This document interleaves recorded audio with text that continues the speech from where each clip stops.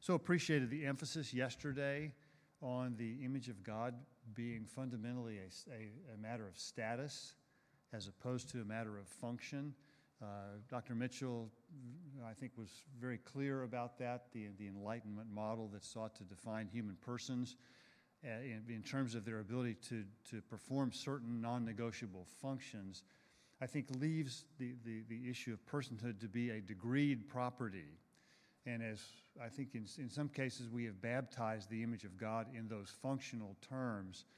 And if the image of God is a matter of being able to perform some of those non-negotiable functions, then that makes the image of God also a degreed property. And it's something that we have more or less of as opposed to all or nothing. And in the Scripture, it is decidedly not a degreed property. So I think that level of clarity, I think, was so helpful in asserting that the image of God is a matter of fundamentally of status, and it's an imprint of status, of fundamental dignity for human beings, as opposed to the ability to perform certain functions. We perform those functions because we are a thing of a certain type, not in reverse. And I think that making that metaphysical connection, I think, is very, very important for understanding the image of God and understanding the concept of human persons well. Now, I don't think that I don't think I need to defend the idea that one of the necessary entailments of human beings made in the image of God is the sanctity of life. So I'm not going to spend a lot of time doing that. If we want to talk about that, I'm happy to address questions on that. But I think I would assume that we're all agreed on that. That the sanctity of human life, however we define that, is a necessary outgrowth of human beings made in the image of God. So what I'd like to do with our time this morning is to venture more into some of the threats and some of the erosion of respect for essential human dignity, the erosion of respect for the sanctity of life. So I think we have some glimmers of hope on the horizon as well. But to do that, I think sort of necessarily steps into the field of bioethics. And so I want to give you a little bit of an occupational hazard. A handful of my philosophy students are here, former philosophy students, and they may remember that when I introduced them to this field, I said, be careful that to do this field well may involve the good humor of God in Him following you home with some of these issues. That has been the case with my experience in this field for the last 30 years or so. Routinely, God has seen fit to have these issues follow me home, and so the academic discussions that I have with my students have become, for many years, dinner table discussions with my family and loved ones. When I first got interested in this, for example, back in the late 80s and early 90s, assisted reproductive technology was just being introduced on a widespread scale. In vitro fertilization was just over a decade old in the late 1980s, and the early cases of surrogate motherhood were the stuff of TV miniseries. And about that time, my wife and I began a very painful 4+ year journey with infertility ourselves. I never envisioned that what I was working so hard to understand academically, I would be working just as hard to process emotionally in conversations with my wife. Now, we had a happy ending on this. We have 3 grown sons today, but most couples who wrestle with infertility like we did don't end up with that happy ending. And then in the early to mid-90s, in my home state of California, the first assisted suicide initiative was introduced. It was defeated, and several of those were introduced throughout the mid to late 90s. Finally passed into law in California in the year roughly in 2015 or so. But when that was first introduced, I was invited to do several debates in a wide variety of medical and healthcare settings on the merits and demerits of making assisted suicide legal in our state. And it was about that same time that, again, God, in His providential sense of humor, saw fit to have that follow me home as my wife and I began the first of 3 journeys with our parents through terminal illnesses. And we walked with them in those very painful journeys. And I remember going to see my dad for the last time before he passed away. I remember saying to my wife, and he had a very nasty case of cancer that was just, it started right down here in his lower extremities and spread eventually, ended up in his brain. And I remember saying to my wife, I sure hope that I don't have to give up my principled opposition to assisted suicide based on what I see. And it turned out that he was in hospice care, and those hospice nurses, in my view, were the closest thing this side of eternity to guardian angels. And they cared for him, and we got to actually usher him right up to the doorstep of eternity. It was this incredibly sacred moment that we got to do with him.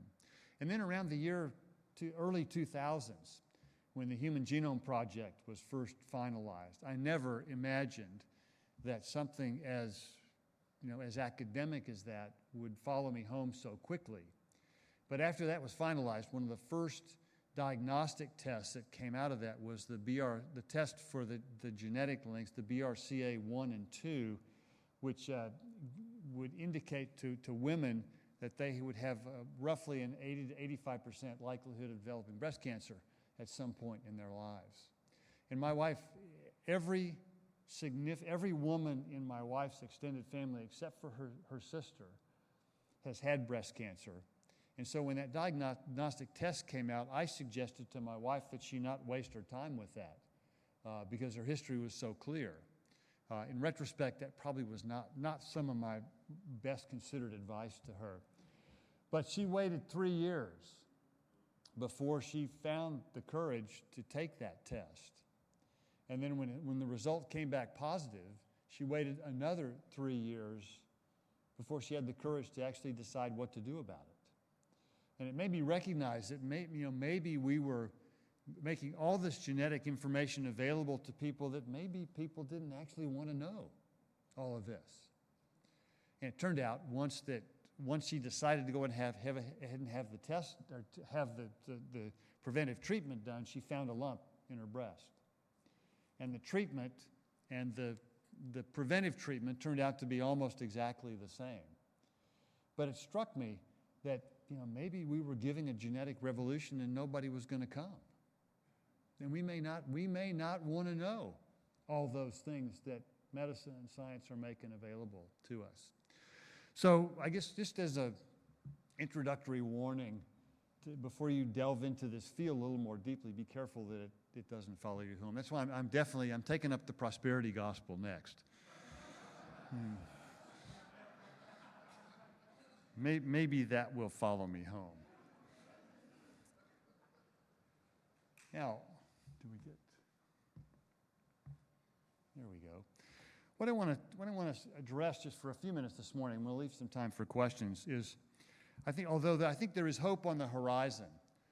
Over the last 50 to 60 years, at least, not to mention longer than that, I think there has been an erosion of respect for essential human dignity. And there's a number of arenas in which this has come out.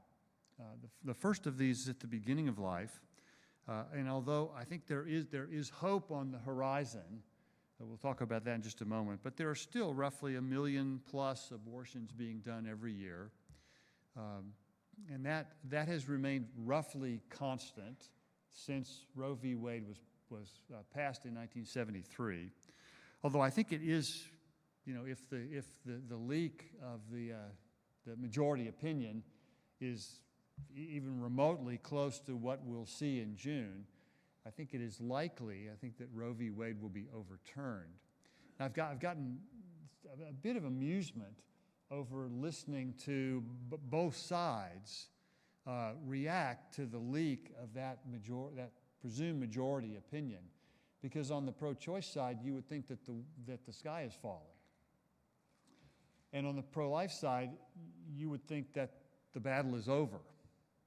And neither of those things are true, because if indeed Roe v. Wade is overturned, the court will undoubtedly do what they did in the late 1990s when they ruled on the legality of assisted suicide.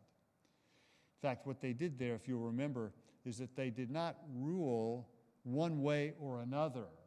They ruled that the state of Washington and New York could prohibit it, but they also ruled that they could allow it.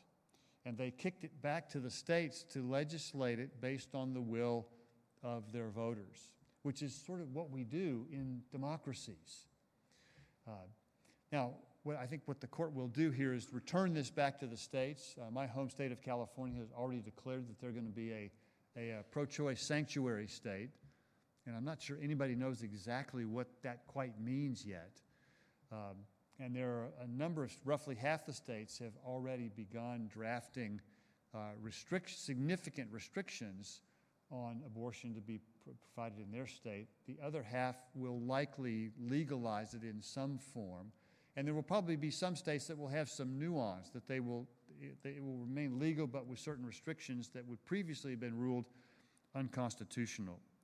What's actually new in this whole area of respect for essential human dignity at the beginning of life is what our friend Dr. Donna Harrison calls the OTC-DYI abortion, the over-the-counter, do-it-yourself abortion, which is projected to be in the next decade to be roughly 3/4 of all abortions that will be done in the United States. I wasn't aware of this until Dr. Harrison talked about this a year or so ago, but it is now possible for a woman to get an over-the-counter abortion without any prescription, without any medical reference, without any medical follow-up. In fact, it is entirely possible. We've seen anecdotal evidence already where women can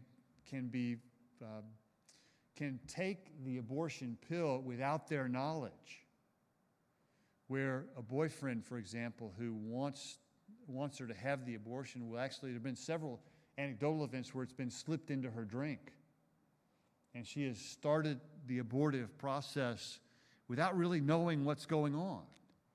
And there are dozens and dozens of websites where you can order the medication online without a doctor's prescription, without any kind of medical workup, without any assessment of how far along you are in the pregnancy, which the medication works very differently depending on where you are in your gestation, the gestational age of your child. And this is, I think, where the erosion of human dignity has most dramatically taken place. Because now we see that the decision to end a pregnancy is one that's entirely private, or at least it starts out that way. It rarely ends that way, because the vast majority of women who take the over-the-counter abortion drugs eventually will have to have some sort of medical follow-up. But it starts out, at least as advertised, as being entirely private and something that women can do in simply the privacy of their own home. And so it's going to be hard to tell exactly how many of these are being done. But I think that this is the area, I think, at the beginning of life where human dignity, I think, is under siege like it never has been before. Now, interestingly, attitudes toward abortion have remained, toward surgical abortion, have remained relatively stable over the last 45 years or so since Roe v. Wade was passed. Now, they've changed dramatically over the last 100 years, but over the last 45 years, opinions have been relatively stable. This is the work of the political scientist Ryan Burge, has, I think, recently brought this out, that most black and white views of abortion are relatively rare in the culture at large. Most have some nuance to them, so that the absolute abortion on demand, no matter what, through all 9 months of pregnancy, even though that's the law of the land, most people are uncomfortable with that. And most people are also uncomfortable with an entire prohibition on abortion, regardless of the reasons. And so most people have more practical nuances to them that are, I think, emphasis on practical and not so much principled. And that's, I think, the point that we want to get at from this. That even though opinions have been relatively stable about the extremes, it's not as clear that the nuances in the middle are as principle-based as they are more utilitarian and practically oriented. Now I think the other place where at the beginning of life where this has taken, I think, a troubling turn is as a result of ultrasound technology, particularly 4D ultrasound technology that has made us able to peer into the womb like we never have been able to do before, is that abortion rights advocates are increasingly conceding that you have a full person. At some point, they're not willing to say precisely when, but at some point in the womb, you have a full person. And yet they are defending the right of a woman to end the life of her admittedly full person, unborn child. And that, I think, is something that we didn't anticipate. We anticipated, I think, that once people conceded the personhood of the unborn at whatever point that was designated, and I'd say whatever point that was arbitrarily designated, the debate would be over. But it turns out not so much. It turns out that has been a concession that I think for many in the pro-choice movement is seen as a necessary concession, because the idea of defending the notion that the unborn child is simply an equivalent of a piece of tissue or analogous to an organ, I think is becoming more and more untenable to hold technologically, which makes me think that maybe the best hope for the unborn will not be in the law or not be in morality or in theology, but maybe in technology going forward. But I think we have to address the argument that a woman still has the right to take the life of her full person unborn child.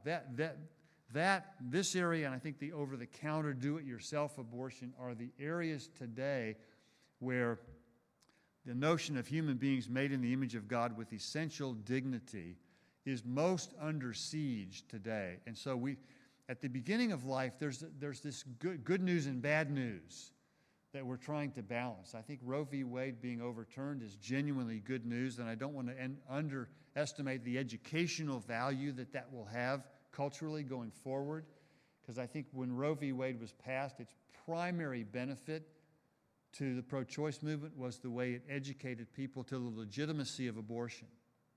I think that may be changing, and that's a good thing. But the technological things that have made the do-it-yourself and over-the-counter abortion much more mainstream today are not good news. And the way the pro-choice argument has shifted over the years is definitely not good news. And so here I think the picture is mixed. And there's things to celebrate, but there's also things, I think, to be very concerned about. And I think culturally speaking, I think it's still true. And I think the nuances that are in people's views of what a human person is and when abortion is legitimate, the nuances there, I think, reflect this ambivalence culturally about what an unborn child actually is. This is Lacey Peterson and her husband, Scott, who roughly 10 years ago had her body and the body of her 8-month pregnant child washed up on San Francisco Bay on Christmas Eve. And he was charged with 2 murders, not 1, and in my view, rightly so, but for the wrong reasons. The reason he was charged with 2 murders was because the baby was wanted by the mother, which I think until Roe v. we'll see what the designation of personhood becomes in the revised Roe v. Wade decision. But at present, what protects unborn children is the notion that they are wanted by their mother, which, as you can imagine, it would be hard to imagine a more flimsy basis for asserting human dignity and the right to life. I think it does raise very interesting questions about fathers and wantedness, because whether fathers want their children is, in the law, virtually irrelevant to whether they are on the hook for child support, which they should be. But a woman is able to, simply by her choice, end any obligation to her unborn child. Fathers don't have that option. And it strikes me as a fundamental inconsistency in the way the law views us. I will never forget when I was a doctoral student, we had one of our colleagues he was TAing for one of the professors in the program, and he committed the unpardonable sin for a doctoral student, which was getting romantically involved with one of the students you were TAing for. And not only did he get romantically involved, they went for broke. And she ended up being pregnant, and they were engaged, and all of this while he was her teaching assistant. Now, how he stayed in the program, I still haven't quite figured out, but on a Monday morning, he came in to the office just crestfallen. And we thought, what on earth has happened to you? And he told us that over the weekend, his fiancée had both ended their engagement and ended the pregnancy. And you know what he said? I'll never forget what he said. He said, "You pro-life guys are right." But he said, "That was my child too. And I had no say in what was happening to my child." And I think what it reflects is, I think, again, this ambivalence about what an unborn child actually is. And I hope with the presumed reversal of Roe v. Wade, we may get a little bit more clarity on that from the law. Here's another place where, at the beginning of life, where respect for human dignity of persons made in the image of God is being eroded. And I think this is the one that gives me the most, the most pause and the most cause for concern in the long run. Because I think infanticide is now more often practiced, and it is increasingly justified by academic philosophers and some theologians, which I find very troubling. The degree of academic respectability that infanticide is gaining culturally, I think, is alarming to me. And it's not just the outliers like Peter Singer and Michael Tooley and their ilk. It's a lot more now in the academic mainstream. And I think in some ways understandable, because these philosophers have simply taken the pro-choice movement to its logical conclusion, because they've admitted that birth is a completely arbitrary distinction. Because birth, all that does is designate a change of location and a very slight change in the degree of dependency in the child on the mother. Any woman who's had a newborn child, I think, knows that the degree of dependency of that child on the mother only very slightly changes. It becomes maybe a little bit less symbiotic, but only slightly changes. And children who are born close to viability simply exchange a natural life support system for an artificial one. And so the idea that at viability they can live independently of the mother, I think, is a myth that we are still being sold. And in the non-Western world, both abortion and infanticide, particularly for predominantly baby girls, has been widely practiced for some time. The last estimate that I read is that since 1970, there have been over 100 million baby girls that have been either aborted or left as victims of exposure or otherwise been victimized by infanticide simply because their parents wanted boys and not girls. And we actually, another indication of this is we actually, in our legislatures across the country, we actually debated the born alive rule, which I found stunning that we would actually debate this. The born alive rule, of course, states that if a child is born alive, regardless of what the intention of the physician or the mother was, so in the case of a botched abortion, if the child is born alive, the born alive rule made it illegal for physicians to basically finish the abortion and commit infanticide. Well, in legislatures throughout the country, that actually came under debate. And the debate itself, I think, indicated shifting attitudes toward infanticide so that somebody like Kermit Gosnell, this is his downtown Philadelphia abortion/infanticide clinic, he was actually convicted of 3 counts of murder, and there were dozens and dozens of cases that came out in the grand jury testimony of infanticide that was routinely practiced in his clinic. And the remarkable thing was he was genuinely puzzled by why he was being prosecuted for these cases of infanticide. And I think what that indicates is I think a remarkable shift in attitudes where infanticide is becoming more and more acceptable in parts of the developed world. Now, the other part of this where I think we've seen this sort of in retrospect is how significant this sex selection abortion was in the early population control movements in the 1960s and 70s. As some refer to it as the original sin of Planned Parenthood.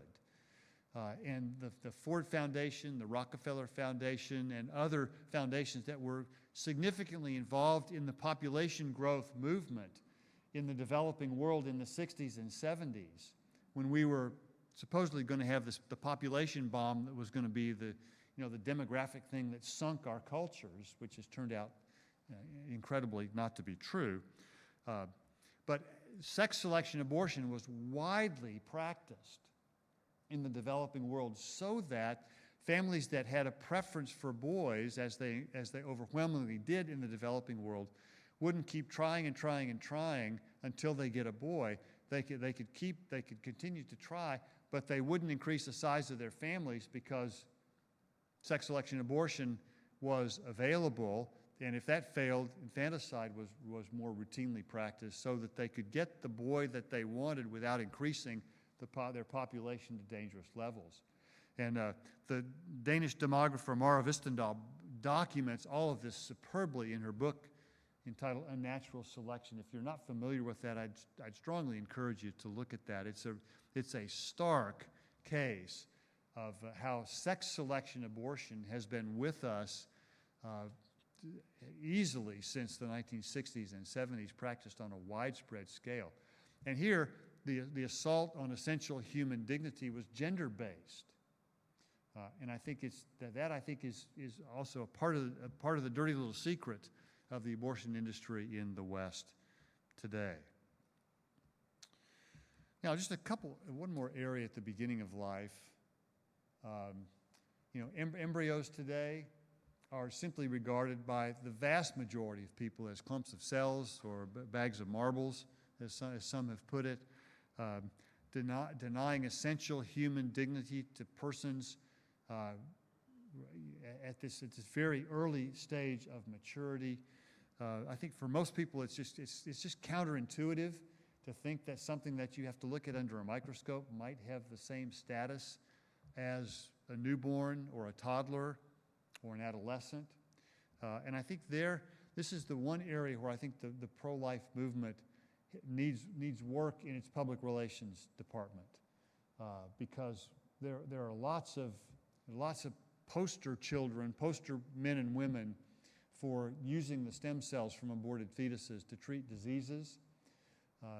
We don't have a lot of sound bites and photo type visual imagery to communicate the fact that embryos are people too.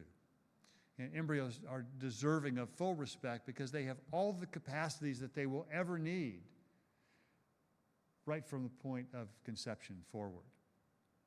So this, I think, is one of the areas that I think needs work as we buttress the culture's view of respect for human dignity all the way to the very beginning of life. Now, at the other edge of life, this, I think, is maybe more so than at the beginning of life, at the ending edge of life, as Paul Ramsey put it. This is, I think, where essential human dignity is most under siege today. Assisted suicide is legal in probably now half a dozen or so, maybe 7 to 10 U.S. states, and I think more to come. It just recently was made legal in the state of New South Wales in Australia, and likely to spread there throughout the country. And euthanasia itself used to be loosely legal in parts of Europe. Now it's more tightly legal in the Netherlands, the Benelux countries, parts of Scandinavia. And for a long time, euthanasia done without the explicit consent of the patient has been loosely legal in the Netherlands, for example. That's the Dutch coined a term. They coined the term cryptonasia to describe euthanasia done cryptically, which is without the consent, or in many cases even without the knowledge of the patient. The most recent estimates statistically, based on what's been reported, which is only a handful of the cases that actually take place, but is somewhere between 15 to 18% of all cases of euthanasia are done without the explicit consent of the patient, which I think is nothing more than an onslaught on the essential human dignity of those that are some of the most vulnerable among us, which are the elderly today. Now, I want to be careful here because I think this is also an area where there may be some misunderstanding or misapplication of what we mean by the sanctity of life at the end of life. So obviously the starting point for this is that human life is God's sacred gift. Innocent life is not to be taken because that's a prerogative that belongs only to God. And there's a clear biblical obligation to protect the most vulnerable among us. And it was widows and orphans were the figures of speech to represent those in the ancient world. I think it's the unborn and the elderly today, although I think I'd put orphans. Orphans are, I think, quite up there high on the list too. But I think to be a little bit more specific, I think in the Scripture, death and dying came as a result of the general entrance of sin. It was not part of God's original design. But because of the pervasiveness and universality of sin, it is also a normal, natural part of life. Okay, now what we mean by this theologically is quite different than what most people in the culture more broadly mean by death and dying being a normal, natural part of someone's life. They mean that because of that, it's morally neutral. It just is what it is. But theologically, death is both an enemy and a normal, natural part of life because of the pervasiveness of sin. Right? Now, if that were the end of the story, it would not be great news. But fortunately, theologically, death is a conquered enemy by virtue of the death and resurrection of Jesus. And I tell my seminary students this all the time. I say, I know that you preach on resurrection and eternity at least one time a year. Okay? Hopefully you do it more often than that. But sometime when you talk about resurrection and eternity, please mention one of the implications of that for how we deal with the end of life. Because I think those implications are profound. I think what this suggests is that since death is a conquered enemy, it need not always be resisted. That under the right conditions and in the right setting, it is morally acceptable and theologically permitted to say stop to medicine, to say enough to medicine, and in doing so, essentially to allow disease to take its natural course. And I think theologically what we do when we say enough is we entrust that person back to the Lord to determine as he sees fit how many more days that person will have by the grace of God. I will never forget wheeling my father-in-law out of his hospital room for the last time when he had surgery he had a bladder tumor. They said it was the size of a grapefruit. I didn't think my bladder was the size of a grapefruit to begin with, but how that happened, I'm not exactly sure. But predictably at age 88, the surgery went sideways and all sorts of complications set in. And he was in the hospital for 3 weeks, what should have been for 3 days. And I'm literally wheeling him out, and he whispers to me to come close so he could talk in the only voice he had. You know what he said? He said, "Don't ever bring me here again." Because in his view, medicine had done virtually nothing for him except to contribute to his clearly now significantly diminished quality of life. And I think what he was saying, he couldn't articulate it quite this way, but I think what he meant by this is that I will accept from the hand of God whatever days I have left, but without doctors, technologies, tubes, and treatments that are not doing me any good and that I don't want. And I think that's okay when the prognosis is very poor and further treatment is futile. I think we can turn our loved ones back over to the Lord and welcome their death as the doorstep to eternity for them. Now, I think it's under the right conditions, I think is the point. And so I would suggest when a competent patient requests it, under the law, you have to follow that, except in rare cases. But most of the time, competent patients request it when the treatment is futile or when the burdens outweigh the benefits. And I will never forget a case that came to our hospital ethics committee, a 94-year-old man who they said weighed about the same amount as his age, was being prepped for a colonoscopy to get one last radiation treatment for his end-stage stomach and colon cancer. And I'm convinced that this man was so thin, I'm convinced if you'd have held him up to a really bright light, you probably could have gotten the same result. But the nurses came to our ethics committee and said this. They said, "Why are we torturing this poor man?" Because the family was unwilling to let go. And the family was authorizing a very burdensome treatment, not for his benefit, but for theirs. And we tried to point out to the family that it is almost always wrong to authorize burdensome treatments to someone else for our benefit. That's immoral when we do that. Especially because families often go to the waiting room or out to lunch while the treatment's being performed. In fact, if I had had my way, and I probably would have been thrown out of the room for suggesting this, but I would have said, we will authorize this treatment under the condition that you stay at the bedside and watch and be exposed to what you are authorizing for your, quote, loved one, which in my view was open to debate, what they were suggesting. Here's, I think, what I want to be careful about is if we hold that the sanctity of life means that we are obligated to keep every person alive at all times and at all costs, no matter what. If that's what we mean by the sanctity of life, then I think we're making a theological statement that I don't think any of us want to make, right?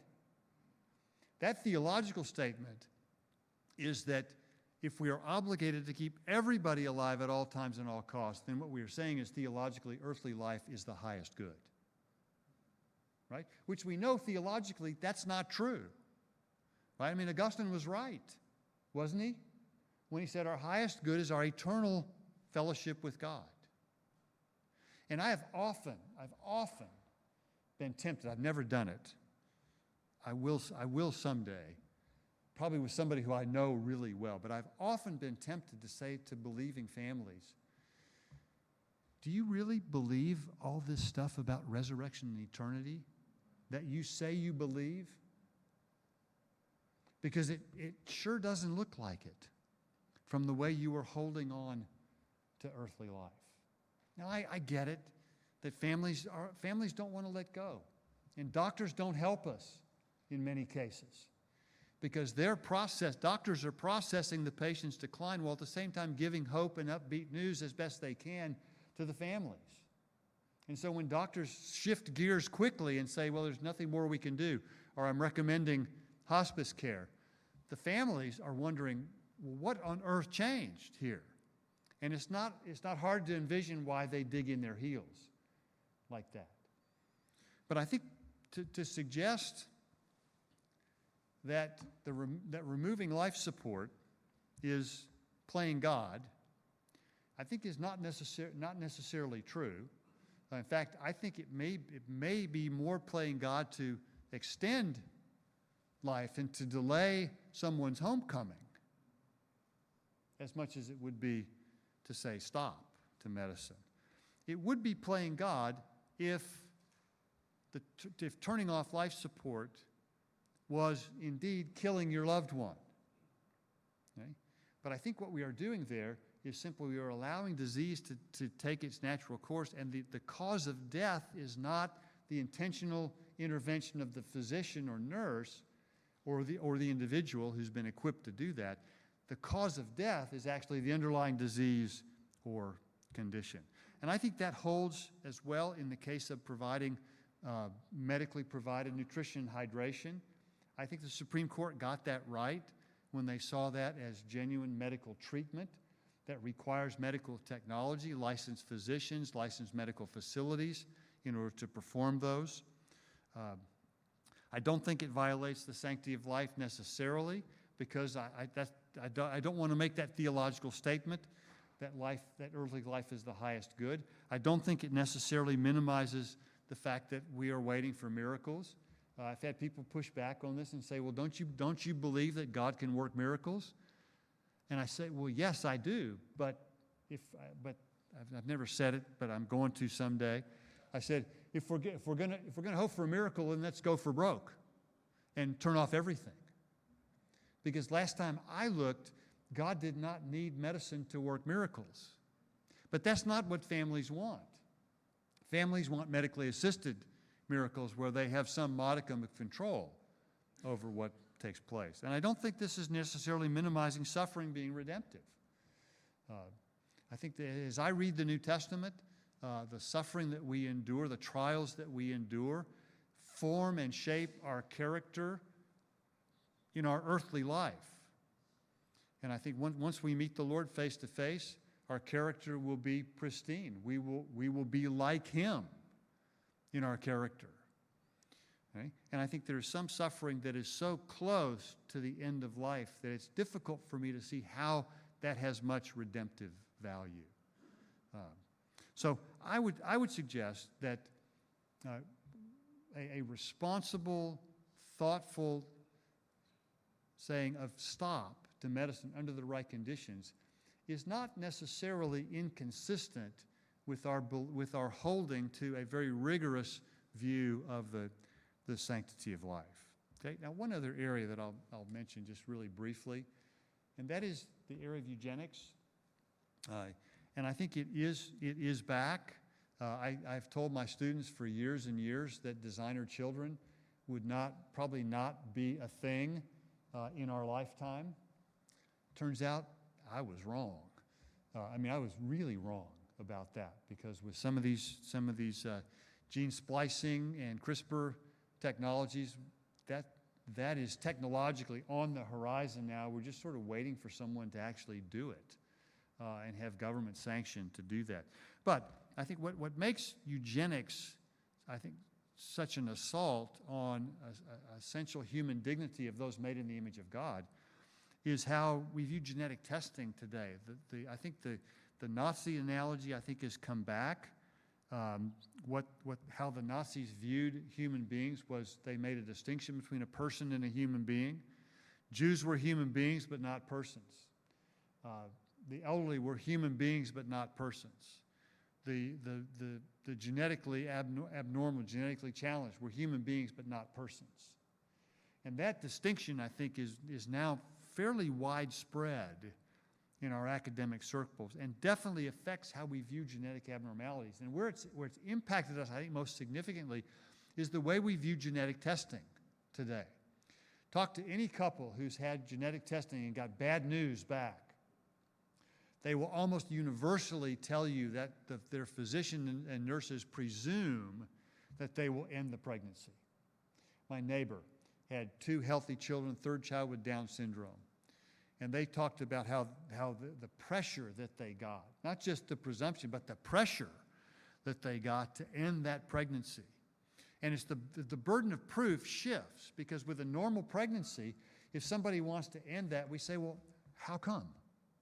We look for a reason to do that, right? But that, with bad news back on a genetic test, that presumption goes just in reverse, because it's the person who keeps the pregnancy who we now ask, how come? And the pressure is on them to justify the continued existence of their unborn child, which that justification, having to provide that, is inconsistent with the fundamental right to life of persons made in the image of God. And here's, I think, what strikes me as so ironic, and those of you who are working in disability areas, I think, will resonate with this. It strikes me as incredibly presumptuous to assume that disability and unhappiness necessarily go together. In fact, I'd be very interested to do an informal poll of kids who have genetic challenges or other disability challenges, and ask them, do you think you would be better off never having been born? I think they'd look at you like, that is probably the dumbest question I've ever heard. And they might be right. Because the unhappiness, I think, and if we're going to take this view, we need to be honest about it. The unhappiness is more on the parent's part than on the child's. And I'm not underestimating the burden of caring for these children. But I think we should be honest about at least how the burden is shared. And we're not 100% concerned about the outcome for the child. We are also concerned about the outcome for the parents. Understandably so. But I just think we need to be honest about that in making that assessment. Now we can do all sorts of things. I think many of which undermine. I'm sorry, that's not the slide I wanted. That's the one I wanted. We can do gender selection pretty easily. Microsort technology enables us to do that. The good news in that is that in the West, when microsort is used, the vast majority of cases, people select for girls, which at least worldwide would seem to balance that out. We can do gene editing now. We do trait selection with sperm and egg donors, although that's pretty primitive. And we also can select for certain disabilities. And it's not common, but it's also it's not rare either. That, for example, hearing impaired individuals and couples will often select for deafness for their child. What's interesting about that is to watch a secular culture try and provide reasons for their intuitions that that's a bad thing to do to a child. Based on our autonomy-driven culture, I think it's pretty challenging to find substantive reasons why we would say that that's not a good thing. All right, so here's one of the issues that I think that was raised yesterday, I think very provocatively raised. And I think sort of the key issue in our understanding of the image of God and how it cashes out in the broader culture is that who gets to be a member of the human community? Who gets to be a member of that fraternity and sorority of people who we say is made in the image of God? And I think we would all agree that if we're not made in God's image, then human dignity is an oxymoron. And there simply is no adequate grounding for that. And I think we need to be honest about that. And that, I think that's a harder one for our secular culture to swallow, because we know how this movie goes, that if government grants rights, they can just as easily take them away. We've seen that movie over and over again in the 20th century, and the ending was almost always ugly. So the question then, I think, is from a common sense view of a person, without necessarily invoking theological categories. Although I think most people recognize there's something separate and distinct about human beings, even though they may not be willing to acknowledge that human beings are made in the image of God. But I think we can assert that being a person is different than functioning as a person, and that what you are is primary, and how you function is a function of that. And then lest we get get the metaphysical cart before the horse, I think we need to assert, first of all, that being a person is different than functioning as a person. And what I'm defending, and I think what Dr. Mitchell and Dr. Kilmer were doing yesterday, was defending what philosophers call a substance view of a human person, where there's dynamic interaction between body and soul, but that there's something essential about a person that's more than just our parts and properties. There's something in our essence that gives us a continuity of personal identity through time and change. Now this, I would argue, this substance view of a person is the basis for our entire view of criminal justice and moral responsibility. Because it would not, if we are nothing more than a conglomeration of parts and properties, it would not be far-fetched for a criminal to make the argument, say they committed a crime and went on the lam for 20 years, had all sorts of physical changes that come naturally over those 20 years, be finally found, brought to court to account for their crime, and to say, I am a different person than I was 20 years ago, and therefore you can't hold me to account. That's actually been tried, and fortunately laughed out of court, because we have underlying our view of criminal justice is precisely the substance view of a human person that says there's something essential that means you're the same person today that you are tomorrow, that you are in 20 years. So here's the way I would make this case, and then we'll stop for questions if we have time after this. And that is like this, that science tells us that fetuses and embryos are living human beings. We don't need scripture, we don't need theology. All we need is science to tell us that. Embryos are obviously living. They're obviously human. If they were neither of those things, we would not be nearly so interested in their stem cells. Theologically, I think it's clear that abortion stops the handiwork of God in the womb.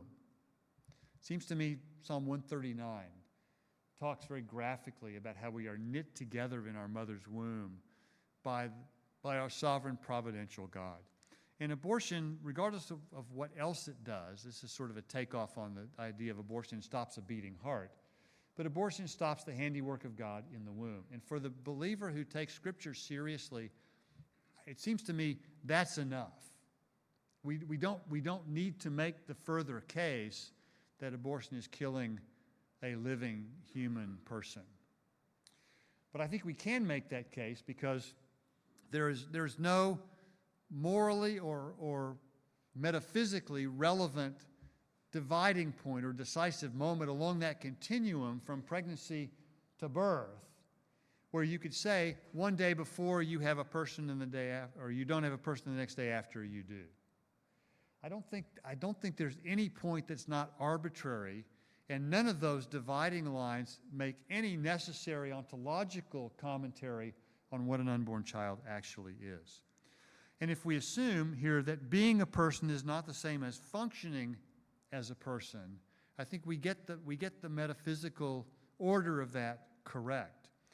Now, this last part, I think, is for the person who concedes everything up to this point so far, but still wants to defend the notion that pregnant women have the right to take the life of their full-person unborn child. I would argue that once you make that concession, then what follows from that is not only the right to life of the unborn child, but also that the unborn child has a claim on the mother's body for what they need to flourish. Now, I would suggest in certain pro-choice company, you should probably duck right after you make that statement.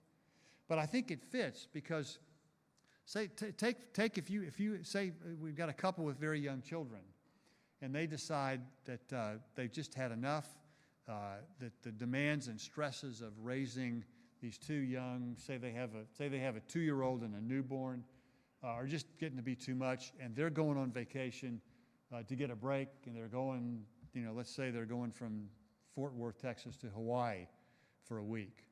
And what they do is they stack up a big stack of diapers, enough for 3 weeks. They put enough formula in bottles in the fridge, pat the babies on the head, and say, we'll see you in 3 weeks. Right? Who would be likely to meet them on their return? A whole host of folks, right? Including angry neighbors and grandparents, the police, Child Protective Services, maybe even the district attorney or somebody else from the court system. And they would be filed, their charges would be filed for something, probably either child abandonment, neglect, probably negligent homicide would be the charges filed. Why would those charges be filed? Okay?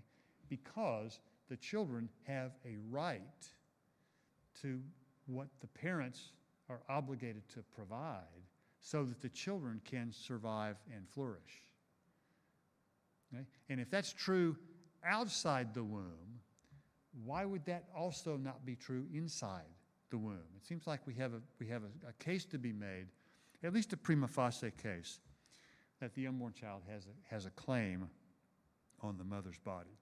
And then one final comment. This is back to the comments that Dr. Kilner and Dr. Mitchell made yesterday about the image of God being a status and not tied to certain functions that we are able to perform or not perform. And that is, if the image of God is a decreed property, or if personhood is a decreed property, then there's no basis for equal rights among the culture at large. That's why I think it's so important that we see the image of God as a status fundamentally, not tied to specific functions that we either are or not able to provide, to perform.